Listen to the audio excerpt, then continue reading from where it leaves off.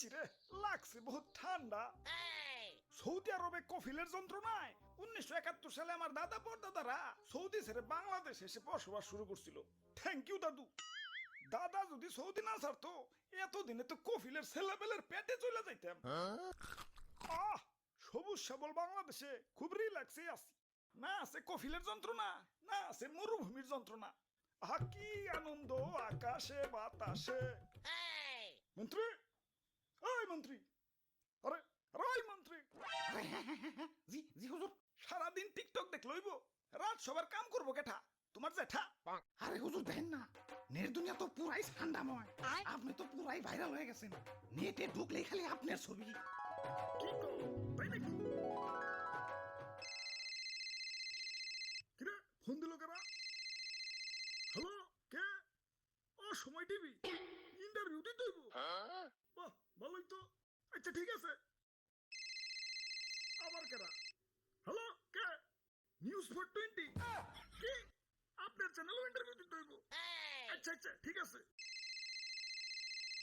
Hello, না না না, ইন্টারভিউ দিতে পারব না, ব্যস্ত আছি।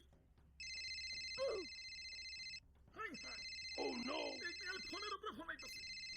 ধুর, ভাইরাল হয়ে যন্ত্রণায় আছি, ফোনের পর ফোন। এই বাঙালি নিউজ রিপোর্টার কি খাইয়া দেয় কোনো কাম নাই?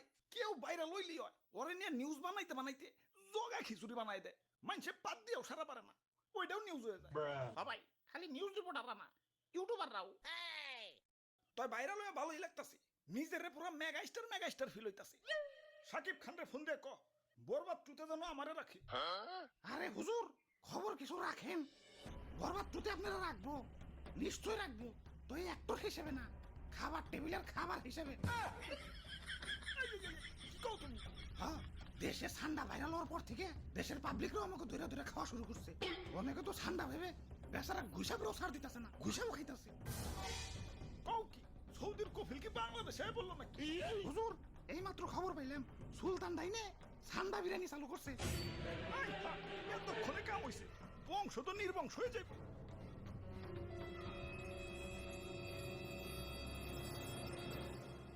না, অনেক হইছে, আর না, এর একটা ভিত করুনি লাগবো। মন্ত্রী, আমার সৈন্যদের প্রস্তুত করো। যা যা আছে সব কিছু নিয়ে এয়ারপোর্টে হাজির হও, দেশ ছেড়ে পলাই তুইব। গুসাব, তোমরাও চলো, যে দেশে ইন্টারনেট নাই ওই দেশে যাবো।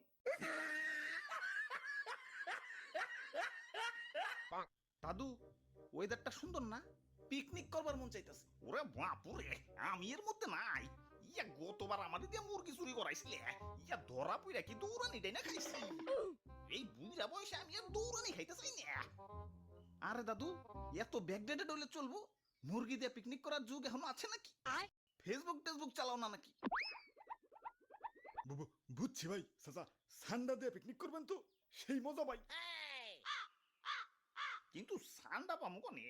সান্ডা তো মরুভূমিতে থাকে, এখন এই গরমে কি মরুভূমিতে যাবো নাকি? আরে দাদু, ঠান্ডা ধরতে আবার মরুভূমিতে যাওয়া লাগে নাকি? বাংলাদেশের জঙ্গলেই তো অভাব নাই। তাহলে তাহলে তাড়াতাড়ি চলেন ভাই, দেরি করুন যাবো না, আগে ঠান্ডা ধরে নিয়ে আসি। ইয়া কই, ইয়া দূর দূরান্ত তো কোনো সান্ডা দেখতাছি না। খারাপ, ওই দিকটা একটু দেখে আহি। ধুর, ঠান্ডার আন্ডাও তো খুঁজে পাইতেছি না। চলো দাদু, পোল্ট্রি দিয়ে পিকনিক করি গে। আরে দাদু, পাইছি পাইছি, ধরছি আলারে। আমি একা ধরে রাখবার পারতেছি না। দাদু তাড়াতাড়ি হো, তাড়াতাড়ি হো। ভাই ভাই, শক্ত করে ধরেন, সাইরেন না ভাই, সাইরেন না। ওরে বাপুরে, টাইট করে ধরো। দাদু তাড়াতাড়ি হো, তাড়াতাড়ি হো। শরীর অনেক শক্তি, একা ধরে রাখবার পারতেছি না।